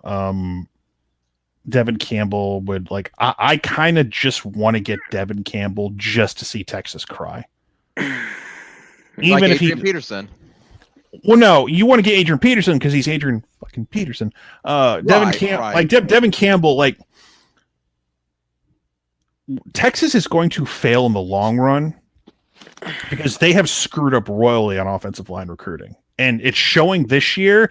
And it's not. And if we get guys like Devin Campbell, they better have a good O-line coach. They better go find someone. They better Texas going to have to portal a bunch of O-linemen in my opinion, because that O-line is trash. It is littered with injuries, and it's not getting better. It's getting worse. If you think it's bad this year, like they can't finish games. They can't finish games, and all the hype. We're gonna play the same game next year. All the hype is gonna happen next year. Everyone's gonna fall for it, and whether we're in the SEC or still one more year in the Big 12, we're gonna walk into another year of Texas. Like listen, that was year one for Sark. He was so close to winning all those games. We know what the problem is now. He's gonna get it fixed. See how you can like, make chicken salad out of crap. You know what I mean? Yeah. Yeah. So it's like we know the reason. He's got the quarterback. He's got the star running back. Right. What about Connery Jr.? Biggie mentioned Connery Jr. He's at the top of the target list too. Yeah. I mean, I haven't heard anything like for sure right now. So I mean, I know there's a ton of names out there. Like the top guys right now, like usually when you see guys getting like quote unquote like forecasted or crystal ball, that's when people tend to get excited, depending on who it is doing it, because a bunch of random people do it. But yeah, I mean, for OU right now, like the guys, like Azari Thomas is one you're keeping an eye on. It's really, I think it's neck and neck with Florida right now. Waiting on Javonte Barnes to set a date because for running back, because we have Raleek Brown for 22. We have Gavin Sawchuk out of Colorado. Raleek Brown's kind of an all-purpose guy who does it all. So people say he's more wide receiver, but he's an all-purpose. He does everything. Like Raleek Brown next year in this offense with Caleb Williams. Oh, my stars and goddess. Oh, honey, we're going to be so good next year with Raleek Brown. I'm sassy off. We're gonna be sassy. But we need some running back help, so we need Sawchuk and Javonte Barnes next year. We need all the help we can get at running back. But well, I'm gonna have to call it a night, you guys. I'm really glad to enjoy it. And Josh, thank you so much for letting me come. Yesterday. Probably great experience. Of course, buddy. Yeah, I'm glad you were able to make it to the game and everything, and have fun and add it to your list of teams that you got. I'm gonna let you go, buddy. If there was one thing I wish they would have done was just to jump around. That's what I would have loved to see is jump around. Nah, they did it. They did on the big screen for it. Well, the big screen. They try to save that for the big game stuff at this point, when the crowd really needs a injection into the. Wisconsin gonna sue somebody Again, just like we're gonna sue about play like a champion. So yeah, thank you, George. Don't get me started with play like a champion. So that's another story for another day. That's fine. I know you got to work, Gavin. So I'm gonna let you go, buddy. And I got Sean here probably for another 10 minutes. So I gotta get his opinion on another topic, and then we'll let you go. All right. Sean, there was one thing I did want to bring up before the end with it. You mentioned it, and I don't want to trigger you, okay? But it was something I wanted to talk to you about with it. Trigger me? Am I in my gender studies class or something? What's going on here?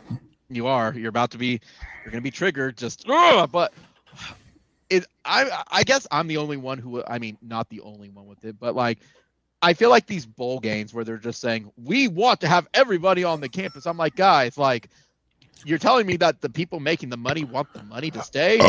Shocker, guys! Like you ain't triggered me or anything. I just I know your opinion on the bowl game. Well, we have to protect the sanctity of the Cheez-It Bowl. Come on now.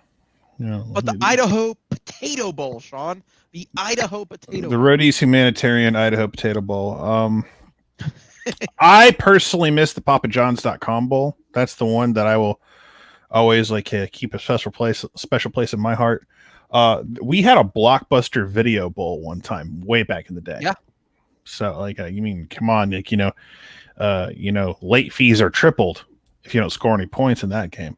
I just, of course, they want to all be involved. Why have first round playoff games on campuses? The heart and soul of what makes college football great. Instead, when we can go to a shitty little stadium in Shreveport. You know, the world's because biggest truck stop. let's go. America's largest truck stop. Let's go to Shreveport. Why go to Doak Campbell? Why go to Death Valley? Why go to Sanford Stadium? Or why go to Ohio Stadium, the Horseshoe? Why go to the Big House? Why should we go to DKR? Or why should Kyle Field, Gaylord Memorial, or the Coliseum? Why should we go to those places? Yeah, let's go to Shreveport. Let's go to the Boca Raton Bowl. That's where we should have a first round playoff game. Let's go to the Cotton Bowl, but not in Jerry World. Let's go to the actual, the old, just as old as the Coliseum in Rome, Cotton Bowl. Let's host a playoff game there at night, mind you. Oh yeah, let's spice it up at night, of course.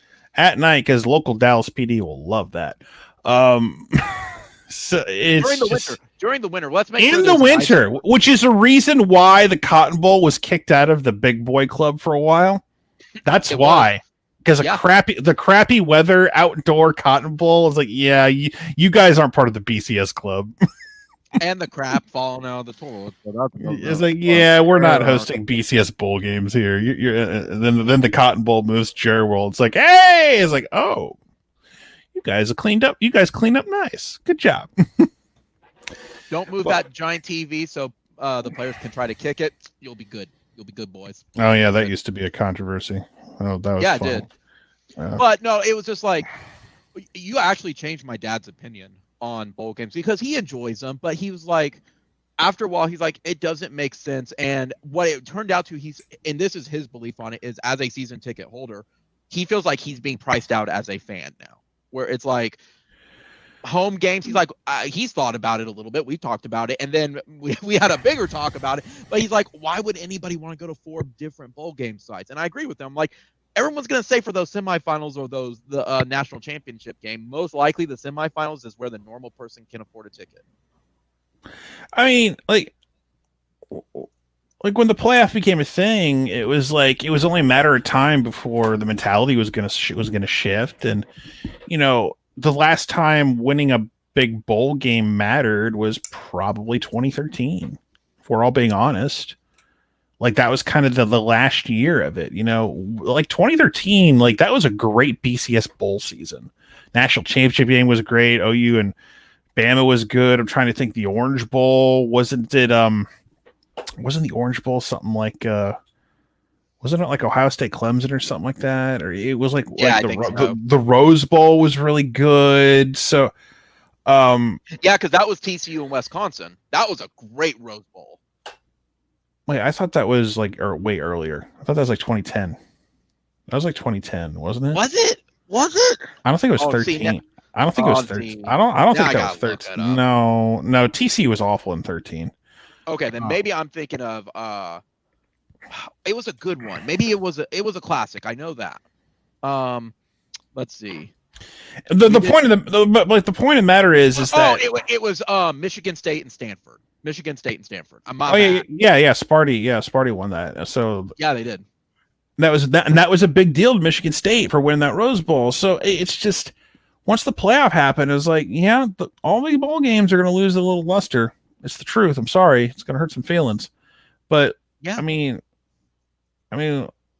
how many times it slowly happened? Like players are opting out of these things because they don't matter. I mean, the only time, you cracked the joke, Sean, but it's kind of true. The only reason Iowa State, they played because it was a BCS game, but they really wanted those PS5s. Like, let's be honest. Like, if they're not getting good stuff, I'm still listen. I have the money to get a fucking PS5 now. Right now, but they're not going to get stock. I want a PS4. Now, here's the good part though for you, Sean, and I found it out from Heather. Put your name in for the lottery, and you're most likely going to get it though. That's what they do now to prevent the lottery. What lottery? Like, there's a play. I'll hook you up afterwards, Sean. I'll ask Heather for it. I want to play video games during the holidays. Okay. There's a PS5 lottery where you put your name in, and it's kind of like a waiting list. And then once you're put up, you get like 72 hours to pay for it, and then it ships to you. It prevents the scalping, but also to like, yeah, there's in-store, but it stops the in-store rush. Microsoft did that with the Xbox stuff, where they have some online and then they say in-store only. You can't even buy it online. To just hold it, to pick it up, you have to show up to get it, because the scalpers have run rampant with the bots at this point. Nintendo's the only one that's not doing that. There was a dude a while ago, not too long ago, who hilarious, like put on Twitter, hey, who had a scalper who had like a garage full of PS5s. He said, hey, guess what I got up for sale? The guy posted on Twitter, he had his location on for Twitter. Ooh. And like there was, and like he had his location and he used his real name on Twitter. A guy replied to him, says, I'm coming to steal those. And he replies, ha ha ha, because Twitter joke, right? He looked up his name and location, and he was in the white pages. And he drove to his house, like, and like robbed him. What a dumbass. And it's like, it's horrible to happen to the guy, but it's just like, you kind of deserve that, honestly. Well, yeah. You deserve to get, like, if you post, you deserve to get robbed. If it's what I'm thinking of, Sean, from it, I think it was the picture where it was like 40 or 50 PS5s. Like, yeah, don't be a douche, dude. Like, come on.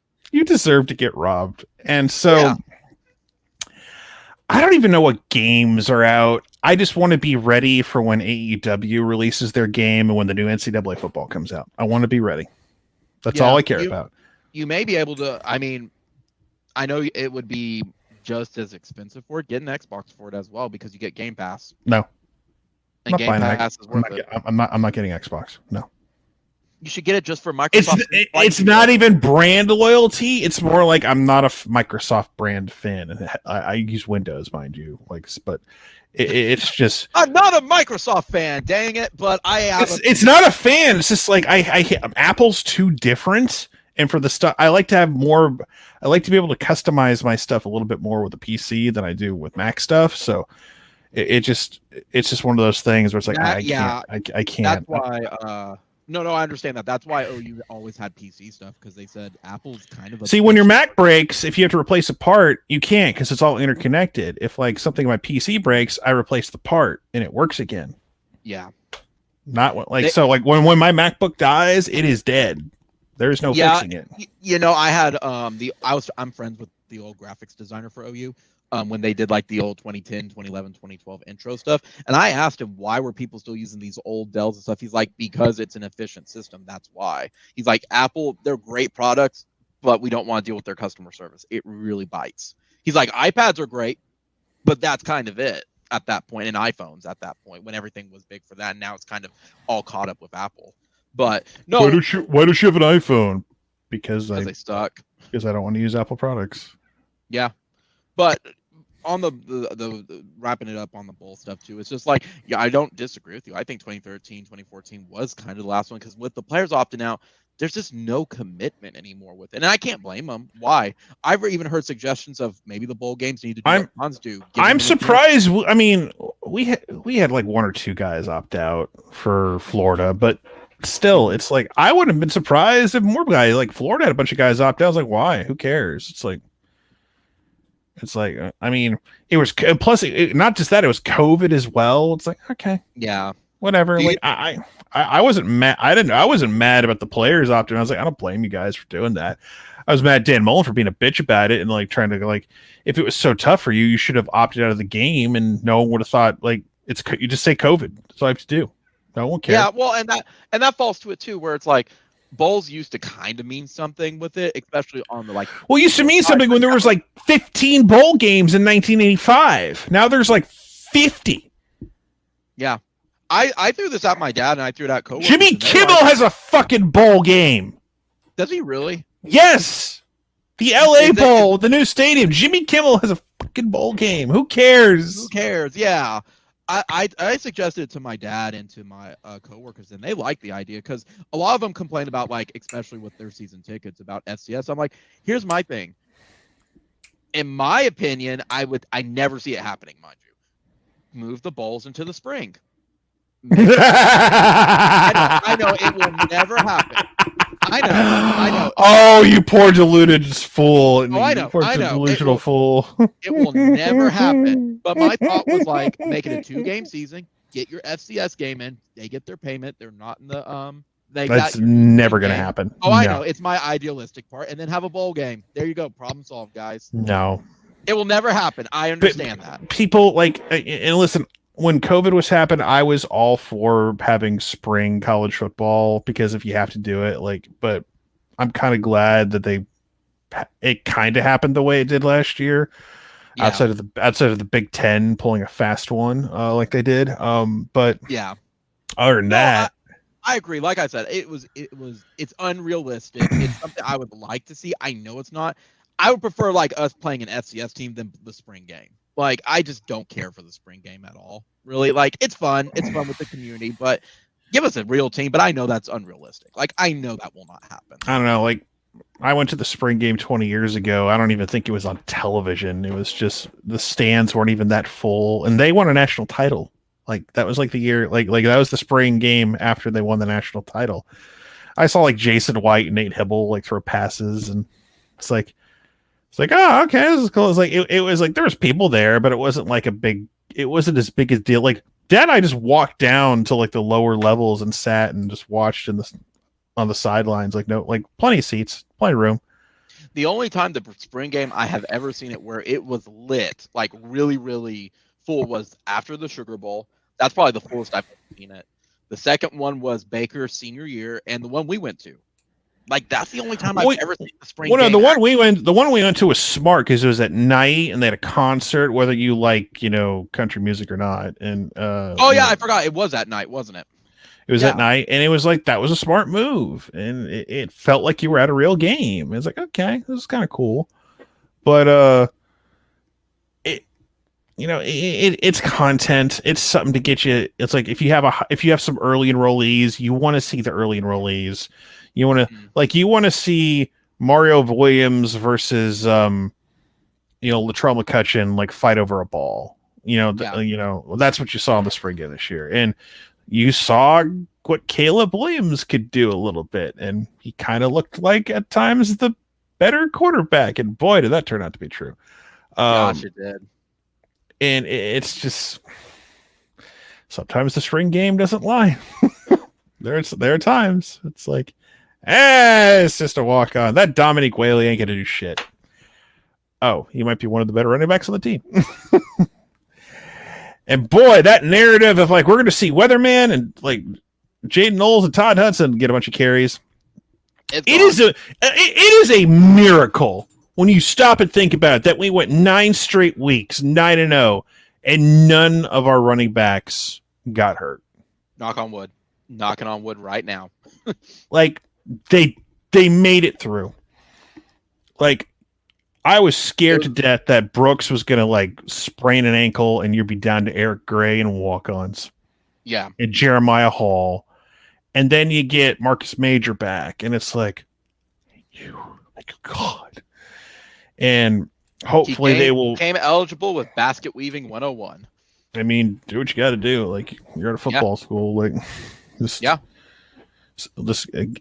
the really smart Asian kid to do the test for you. Yeah. Stereotypical, maybe a little bit racist, but I'm willing to go that route. Saying that you're really smart and good at school isn't a negative thing. Okay, I just want to put that out there. It's not a bad thing. It's no different though than putting him in an 8-week course. Like, please give me that stereotype. Look at you. You're really smart and good at school. Yeah. Oh, okay. Is that supposed to be bad? Like, give me that stereotype. You're telling me you're not smart and not good at school? Like, well, I was at the beginning, and then I stopped caring once I started getting my teenage years. I just like coasted through because I just didn't care anymore. But Biggie brought up point. How could they have gotten hurt with Riley just too scared to run them much for a while? Well, that's why he was scared to run the football, because he didn't want him to get hurt, because he had 2 scholarship backs. And notice he started running Kenny Brooks more once he got Marcus Major back. He's like, oh, we're running the football now. How? What about that? Oh, except against Texas. He went all in against Texas. I will give him credit on that. I mean, you have to run the football in that game. Kind of have he to. Couldn't play scared in that. And, I give I didn't. I told Gavin this. I wasn't necessarily a fan of his play calling on Saturday, but I will give Riley credit with at least he doesn't play scared. He plays conservative at times, and it drives me up the wall. But he doesn't play scared, at least. All I care about at this point is that I am ready for I'm ready for the snark and the stuff on Tuesday. I'm ready for this Saturday.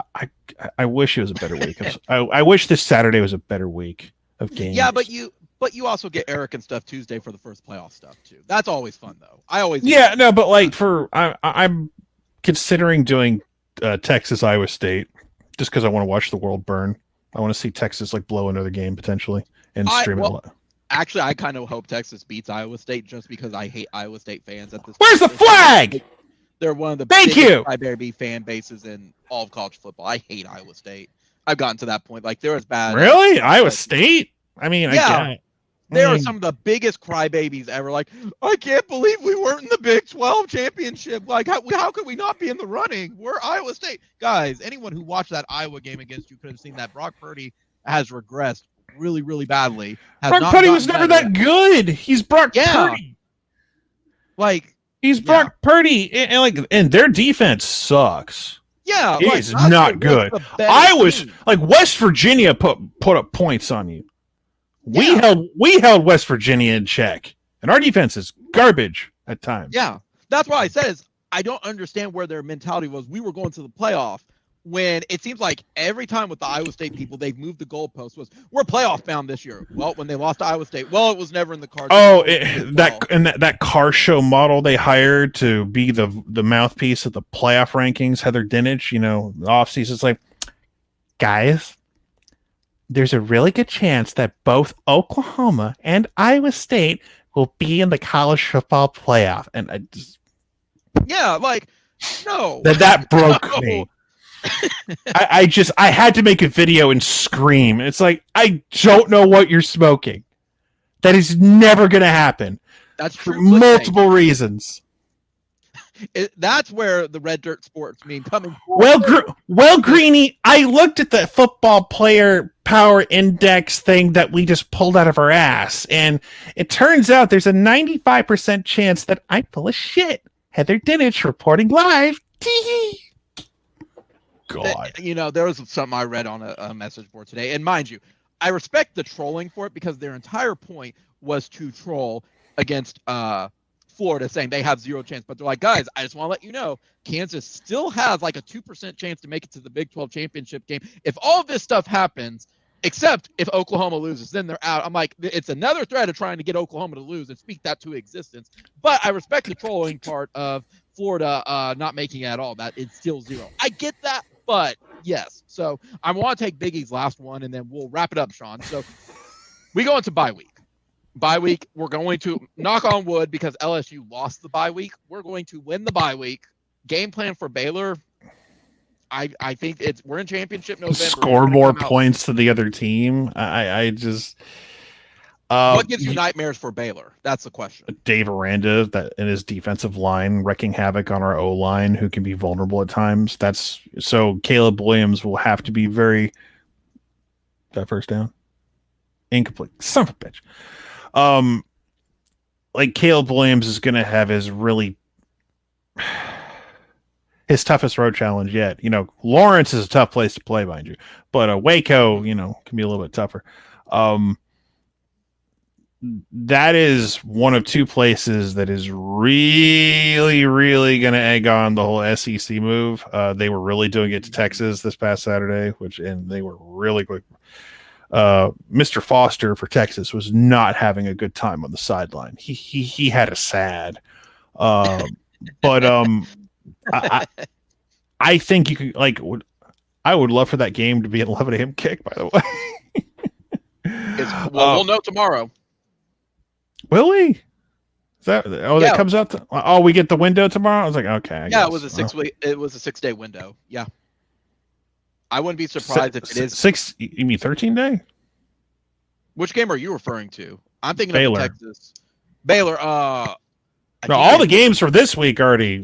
I wouldn't be surprised if it's 6 days just because they want to see College Game Day. What happens? Yeah, like Eric and I have been talking about that, and he feels that if Baylor wins this week, they got TCU. I want to say, if Yeah. they win, there's a really good chance game day goes to Waco. I think they're So gonna get I mean, that 'cause that's not gonna be an 11 a.m. kick by you. We'll probably get ABC again. We'll probably get Fowler and Herb Street more than likely again. Yeah, because I'll take Fowler. And maybe Herb. Herbie will get his dream date with Caleb. You know, Oh, that's he'll so get his adorable. dream. I mean, Joel Klatt doesn't want a dream date with Caleb. He went on like a local Dallas radio and basically said he would never vote Caleb Williams for Heisman this year. Just Klatt because really likes to talk. just because like, oh, it's like there are people more deserving. Like he's going to play the whole number of games played card, which I think is stupid. I mean, don't get me wrong, Kenneth Walker III, my God, like he finally someone else besides Caleb Williams had a real Heisman moment, and so he's going to be a tough one to beat if Kenneth Walker stays healthy and beats Ohio State and has like 100 yards and 2 TDs. He's probably going to win the Heisman, and I have no problem with that dude getting it. I have a problem with like CJ Stroud or Bryce Young doing it. It's just like, why? Why are these guys like Bryce Young?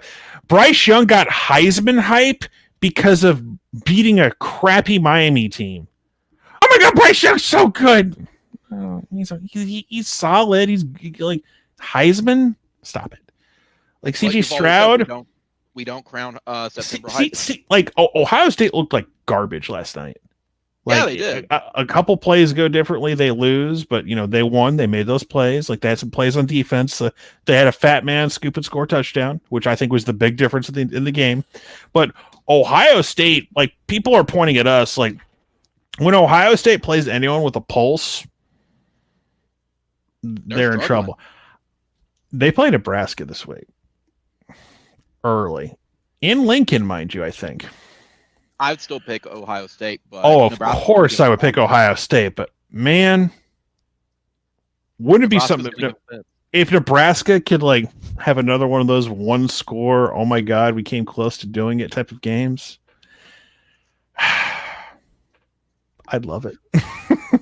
Best of both worlds there. You know how much they would cry if Nebraska actually could pull it off and beat Ohio State? Oh my God. You'd be like shouting from the stands. There's our quality win right there, you son of a bitch! Stuart Mandel, you are a quality win. They just beat Ohio State, and we beat them.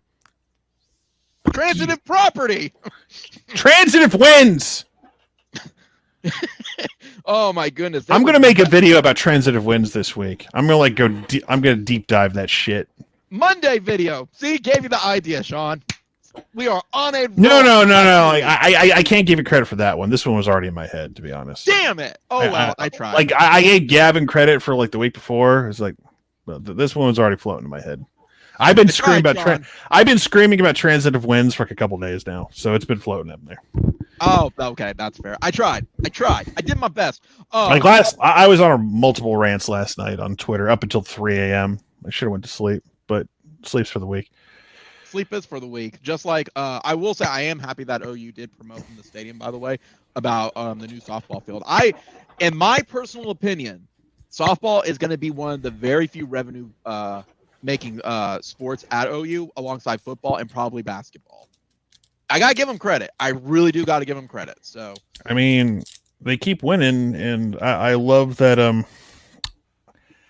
I think their game against who was it, Washington, that they played on ABC was a really good, not just a good thing for OU, but it was a great thing for the sport as well. Yeah, and I am really hoping that once again, Patty Gasso has another loaded team this year. What a shock! And I haven't figured out how or what I'm gonna do yet, but I'm definitely gonna try to like put a little more softball on the channel this year. Because I had a great time. I had a great time just doing the World Series. Oh, go ahead. You were doing it with Eric, right? Yeah, especially it was so much fun, especially since we won and they had to take the hard route because they lost to Odyssey Alexander with JMU, and it was like, oh my God, that sucks. But she's a great player. She got hurt, and you had all these little storylines of drama building up. Yeah, got some Halloween candy. Well, What candy? What candy? Don't disappoint me. Don't disappoint me. This is just what I stole some from. They're supposed to go trick or treaters. Milky Ways, minis or whatever. Pretty good. They're okay. Twix are better, and Reese's. But I didn't buy them. That's what was available. Well, close enough. But no, softball, and I explained that to me, a buddy of mine. And I hope one day he's in our stream. He wants to come on. It's just been busy lately. He said the difference between baseball and softball is the gals are just much more likable than the baseball players are. It's much more fun to watch softball. They're much more engaged with softball, as well as like there's an actual end point that you can expect with softball versus baseball. They're like, baseball has become such a long game, no one can commit to it, not to mention the 100-something games. Like, yeah, college is different for that, but the softball is just more entertaining. Show me that emotion. Well, there's a lot of people that I know that on my timeline and in other places. There's guys who are really, really into golf. Mm-hmm. And look, no disrespect if you like golf. If you're a golf guy, more power to you. I don't give two shits about golf outside of the majors. I'll watch the Masters and the US Open and stuff like that, but there's some people whose lives revolve around golf, and I just don't get it. I don't either. It is one of those boring sports you can watch. I appreciate the skill it takes to play the game. You have to be really, really good to be on tour and win money. But to me, it is the ultimate rich, preppy white guy sport. Oh, it absolutely is. And I'm just like, I can't. To me, for my version of golf is NASCAR. I cannot get into NASCAR. It's boring. Well, no, it's just a bunch of guys making left turns all day. Yeah, like the entire joke about, oh, here comes another left turn aside.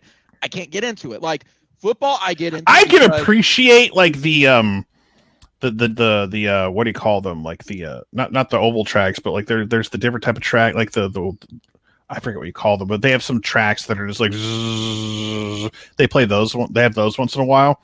Those are at least fun to watch at times. Yeah. But just watching guys go in a drive in a big circle, it's like, that's another ambient. Like those, like Daytona 500, the Masters, great nap sports to watch. Like sleep watching. Like I will sleep watch a Masters and a Daytona 500 for sure. Yeah, it's no different than like I said with like golf. It's boring to watch. It's fun to work. Boring to watch. You know, I actually got into when I was working at Sooner Vision. Soccer is actually fun to watch and work. If you know what's going on, it actually is pretty enjoyable. Oh, yeah. It's just the problem with soccer is just like it's like the world sport, not necessarily America. Oh yeah, we suck.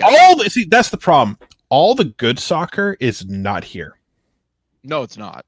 Well, it's like, just like that's the flip side. If we get like a notable name to come over here to play in the MLS or whatever, it's a guy that's like 5 years past his prime, and I'm being generous. No, absolutely. We invest in other sports. It's like they're trying. It's like, you know, more people. I mean, I think the most soccer I've ever watched is like the 2 seasons of Ted Lasso. So yeah, that's the most soccer I've been watching lately. I've worked a lot of OU soccer. I enjoy watching soccer. By the way, speaking of Ted Lasso, fuck Nate, you little piece of shit. I hope you get your ass kicked in season 3. Ooh, spicy. You deserve to have your ass whooped. Is season 2 finally done, by the way? Yeah, season 2's done. So I need to get the apple so I can. I hope Nate gets his ass whooped. He's a piece of shit. So good side note. But with the soccer though, with it like football, I watch because I enjoy chess a whole lot. I love watching football because I like seeing those strategies. I like seeing like the players like in those their right positions. I like seeing. I'm so on basketball. I have to be in the mood for basketball. Basketball's great. Like being at like the most exciting sporting event I've ever been to in my life was an NBA playoff game, like deep in the playoffs. Like especially it's my team, and it's like the pop and energy you feel for an NBA playoff game deep in the playoffs, like when it's a close game, is like insane. It doesn't like That Like, may be how it feels with when I went to the Cotton Bowl this year, where it's just like when the entire yeah, I mean, I would have like. What's funny about that? I don't know if it's just camera phones and maybe they're filtering out like the pops from the crowds, but on TV it sounds loud. Individual phone videos and stuff, like reacting to like the Kennedy Brooks like go ahead, winning touchdown. Yeah, it felt muted. it's Like, just how the phones are, and you're yeah. in that area for it. Yeah, it was loud. I can attest to that. But like, it doesn't translate when someone's on their phone, and it feels like it's isolated to like a small little crowd. Yeah. But you don't get the roar that you get from television, and it's like, oh, I mean, people are clapping and happy, and it's like you hear about like 10 people around you, they're like, yay, but it's like, I was hoping to hear the roar of the crowd a little better on those, because I love going around and like on YouTube and finding reactions for that stuff. Yeah. It's like, oh, it doesn't sound as good. I mean, I gotta get some of mine up when you're thinking about that. I have some. I mean, I got on my AEW video from when I was there live that I took, so I haven't even done that yet. So, well, and that's something, Sean, too, with that when you're mentioning it. The other thing is the Cotton Bowl has terrible acoustics. So, like when I mentioned in the one of our streams about everybody drumming on the metal bleachers, you don't really hear that. Like even then, it's like a dull little thing. I'd have to point out, be like, oh, that was loud in the stadium. On a camera phone, it's it was what it was, and it varies from phone to phone. And if you have a good microphone. See, when we get to the SEC, I really hope people start like getting reactions on their phones, like from home. Like, I love the phone recordings of people watching like the Iron Bowl and seeing game-winning plays, like the crazy people. Like, we need more of that stuff. That's kind of one of the reasons I started doing watch-alongs. It's like, because you never know. Just it's like, what is this? No, I'm not going to give you feedback on. Go away. What? It's Amazon wants me to give feedback on the light bulbs I ordered. Like, no, you don't get any. Bright. They're bright. I mean, I haven't used them yet, so I can't give you feedback. I haven't used them. Yeah. But no, I will not tell you about my Pizza Hut experience. Go away. It was tasty. But no, it was. That's the thing. I say the two games I went to that the crowd was in it. Definitely that Cotton Bowl. That Cotton Bowl, by far, not even comparable to any other sporting event. And then the Sugar Bowl. That was easily the two. But what, Cowboys or World Fumble? Our backup quarterback got nailed and he fumbled the ball. So the one thing, Biggie, you brought it up with gymnastics. Gymnastics, it's a fantastic sport that people care about only when the Olympics are around. It's the truth. Even though we are dominant and we have a dynasty with it, a lot of people don't understand the scoring of it. So no. Listen, when OU like men's or women's are in like the championship meet or whatever, and it's on TV or if it's somewhere, I will flip it on and pretend I know what I'm watching. Correct. It just doesn't have the following that you would expect a lot. And I learned that with Supervision. Like, people don't care about the regular games until it's playoff time or when they're in the championship. And even then, like with women, people watch it because they want to see beam and they want to see it's not vault, dance routine. For men's, there's not really a following for it, which is really, really surprising for it. But they're like, oh, it's just the men's. We're here to see the women's because the women's is more interesting. That's kind of it's weird for like rating stuff. And Sean, I don't know how it worked for y'all when you were working at the radio station stuff, but like football, basketball, and softball, and for OU, if the baseball team was good, people would tune in for baseball, but otherwise it was what it was. But softball's becoming a draw. I can say that. That's becoming a draw. So, Sean, I want to thank you for joining me tonight again for our weekly live stream. You're doing Tuesday live stream for the playoff rankings, and then Saturday, are you doing any I'm leaning towards Texas and Iowa State. I might do A&M or Auburn. I haven't decided yet. You'll see it in my feed when it pops up when I make the decision. So okay, cool. Well, yeah, so everybody still go check out Sean's channel and join in his live streams. As much as he wants to say no, go check it out. His stuff is awesome. His content is always amazing. We'll be back here next week again. We have a bye week, but we can always discuss what's coming up with Baylor, Iowa State, and Oklahoma State for that. Again, guys, comment, rate, subscribe.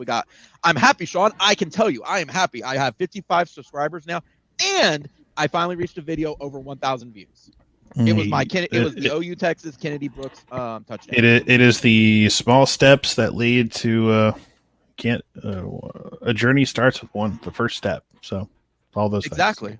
Exactly. So again, I was just really happy about it. That it's not these things or like my pre or post game. It's the video I got from Kennedy Brooks. But that was such a good vid. One guy, he was like, "Why didn't you follow through?" I'm like, "Because I was being shaken and I lost the crowd reaction to it. Like I had to cut it off somewhere. I'm sorry, my dude. We were all jumping around. It is what it is." So. But again, thank you, Sean, for joining me. Gavin, he already had to leave early. Thank you again, Gavin. I hope you enjoyed the game. So. For everybody, I see Kay, Kennedy, and Biggie. Thank you again for joining this week. I hope you all had a fun time listening to us talk about OU football. Happy Halloween, everybody. I hope you had a safe Halloween, and we'll see you next week. So, Boomer Sooner, guys. There's only one Oklahoma.